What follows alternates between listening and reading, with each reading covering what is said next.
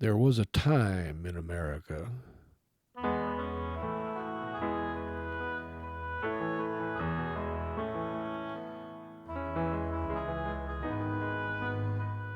There was a time in America when home ownership, or choosing the neighborhood you wished to live in, was not available to everyone. There was a time when the color of your skin more than your pocketbook decided where you could live, what business you could be in, and even what organizations you could belong to. This was a time when the American dream of home ownership and many of the freedoms we take for granted today did not exist for all. And then came NAREB, the National Association of Real Estate Brokers, better known as the Realtists. Founded in 1947 as an offshoot of Booker T. Washington's National Negro Business League, it is now in 33 states and has 88 chapters with some 15,000 members. NAREB, along with other groups and individuals, took the lead in the fight for democracy in housing, which was their motto then as it is now.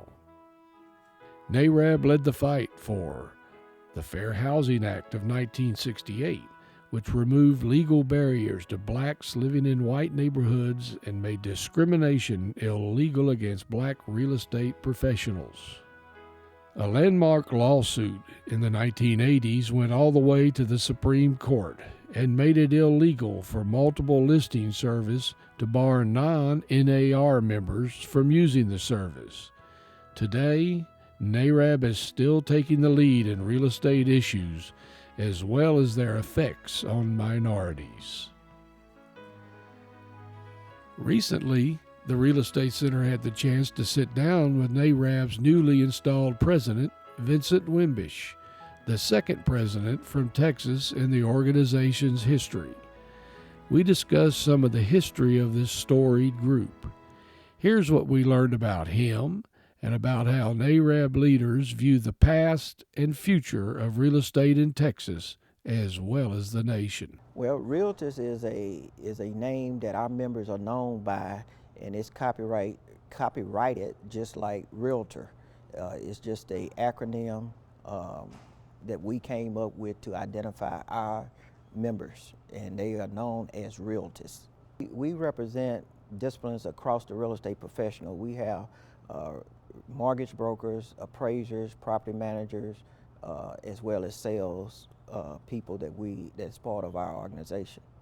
As you look at the overall marketplace, Fort Worth, Dallas, they have stabilized, they have reasonable housing prices and have continued to have those reasonable housing prices because of the vacant land that's within driving distance of the metropolitan area that tends to suppress existing housing prices. And so it's a very good real estate market from that standpoint.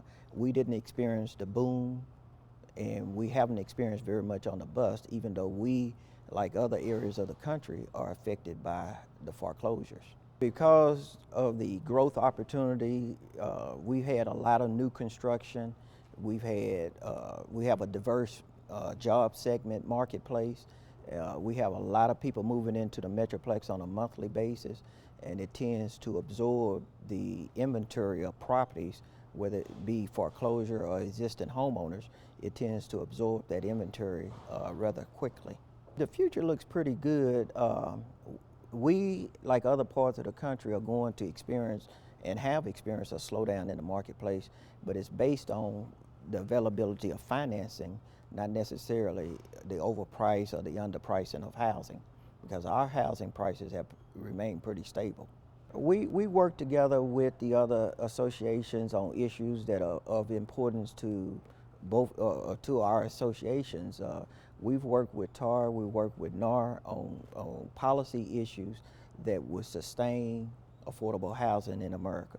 As we struggle to come out of the situation that we currently find ourselves in, this financial crisis, it gives us a chance to recapture our position within our community.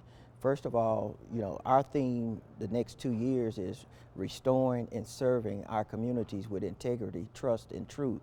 And as we move forward, we first have to look at where we are within our community, and we have to reclaim our position within our community and reach out and educate our community, as well as retrain some of our membership to deal with the technology advances that are out there. As I look out, all communities have been affected by the housing burst. Our communities have been affected because our properties continue to be undervalued and to continue to be marketed to investors. And as investors buy those properties, that does nothing to stabilize our inner city communities where most of us reside. But as a whole, all communities are affected. To give you an example, I know that Fort Worth, in this first round of the neighborhood stabilization program, Fort Worth identified some 7 communities that had been severely affected by the foreclosures over the last 12 months. And they chose the communities based on a priority of which communities had received a minimum of 300 foreclosures. Only one of those communities is a predominantly minority community.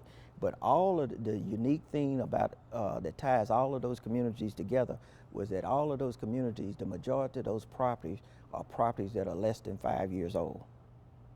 And that's something that's very ironic. So that kind of tells you where and what precipitated the housing burst. We are talking with Congress. We are advocates for the community. We are advocates against predatory lending, the 228s, the 327 loans that was concentrated in the minority community.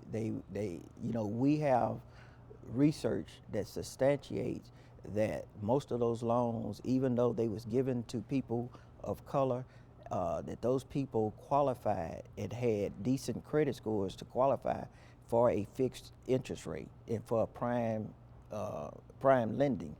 Could have qualified for prime lending, even though they were steered into those mortgage products. And so our communities have been devastated as a result of that. Many of the people who are losing their home now are losing their home as a result of refinancing from a prime mortgage into those 228s and 327 loan products. Many of our lenders, they owned the entities in the secondary market that was buying those loans. They was not doing those loans in the front door, but they were certainly participating in the back door, and the back door being the wholesale market. That they were not doing them on the retail side. If you're going to clean up the industry, all of us had a role in it. There's enough, you can't point a finger at any particular market segment because all of us participated in it. The crime was allowing, those loans have been around, but the crime was allowing the typical home buyer to have access to those mortgage products. Historically, those mortgage products had been limited to a very small segment of the market. But when they open that up to all homeowners need to be educated as to the effects of those products. Fannie and Freddie bought those loans only in the secondary market to appease their seller servicers.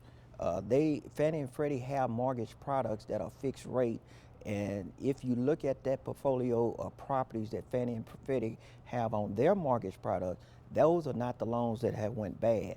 It's the loans that they bought to provide liquidity in the marketplace, which is their purpose in the secondary market. So they was doing it on behalf of their clients. And I want to invite all real estate professionals to take a look at NAREB, and we are open to all real estate professionals, not just minority real estate professionals. We look forward, we partner with other trade associations on initiatives that are important to all of our groups and on issues that are important to Americans as a whole, because we are advocates for sustainable, affordable home ownership.